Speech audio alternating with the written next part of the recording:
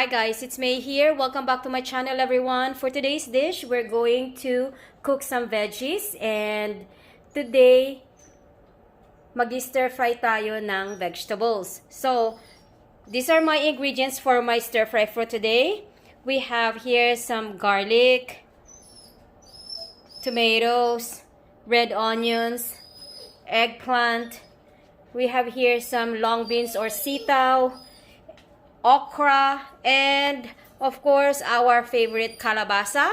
And I'm going to use pork belly for today. And over here I have some chicken broth mix, and of course my cool running garlic, pepper, and herbs. I'm going to show you guys step by step on how I'm going to cook this dish. So let's start. Okay friends, the first thing we're going to do is we're going to get some oil from this pork belly, and that is what we're going to use for sauteing all the veggies and our ingredients.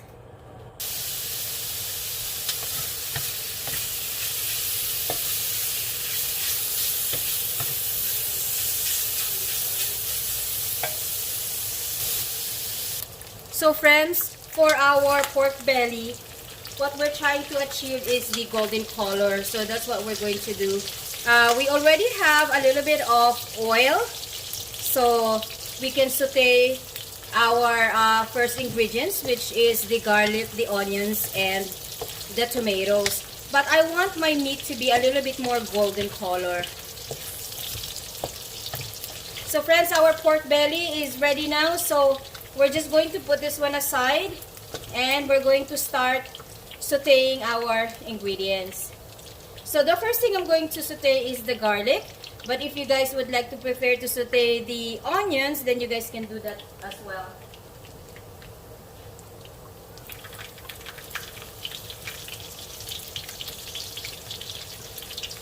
Let's wait for it to turn into a golden color.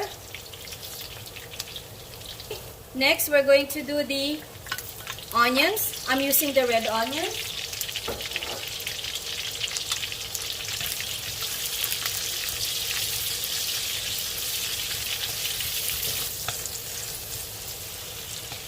So we'll wait for at least 2 minutes before we add our tomatoes.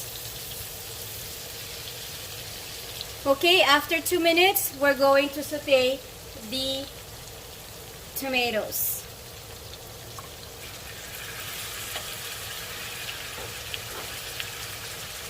So I use 2 Roma tomatoes. And I'm going to mix all of them now.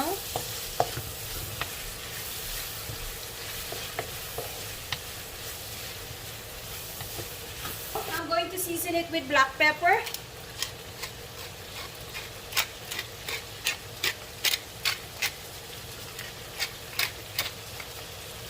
Fresh black pepper is always good to use, guys. Since we have a lot of veggies, I'm going to use 1 teaspoon of the chicken mix.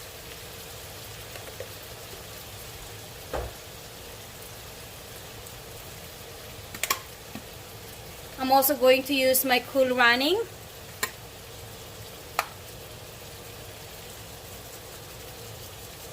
This is one of the best ingredients to use, is cool running. It's a combination of different kinds of herbs.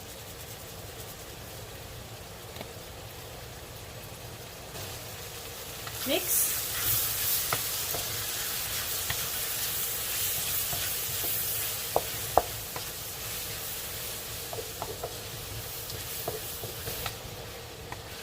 So the next thing we're going to saute is the squash or the kalabasa, because squash is one of the hardest to cook. I have a lot of squash, guys. This is our favorite here at home. And I use the kabocha squash instead of the acorn.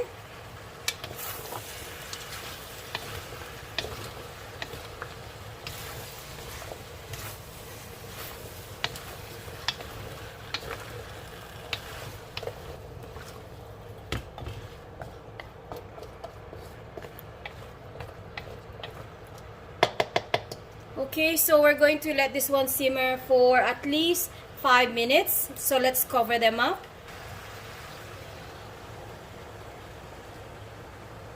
So just 5 minutes.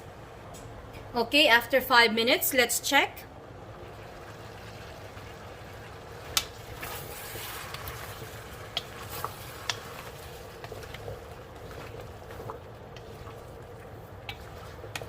Okay, the next thing that we're going to add is the string beans.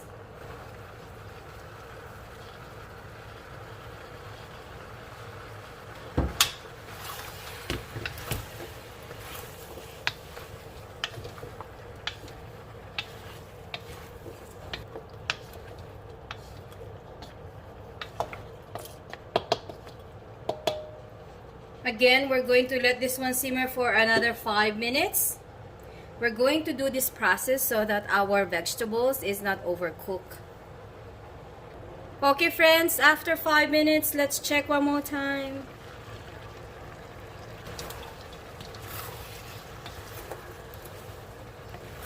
Next, we're going to add the eggplant. By the way guys, this eggplant is the Japanese long eggplant.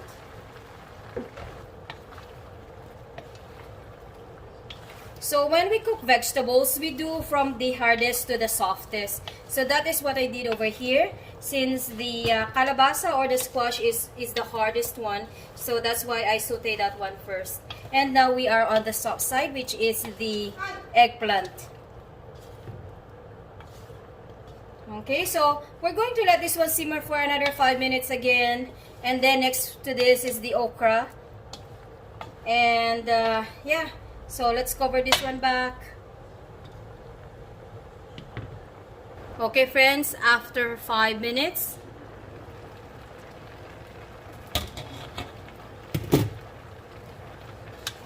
Mix.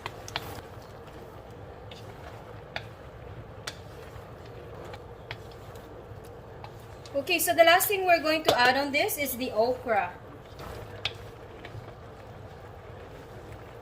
So this is the last one, the slimy one.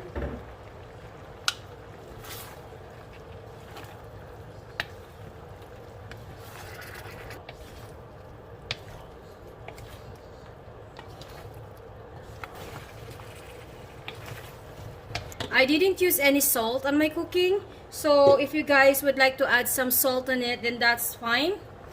Free to, you know, do it, because like we here at home, we try to lessen the salt intake. So okay, so now we're done. I'm going to show you guys the finished product.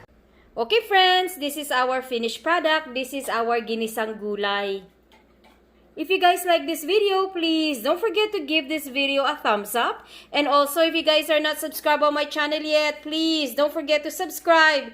Thank you guys for watching. Have a blessed day, everyone, wherever you are in the world. And may the good Lord bless us all. Thank you guys again for watching, and see you guys on my next video.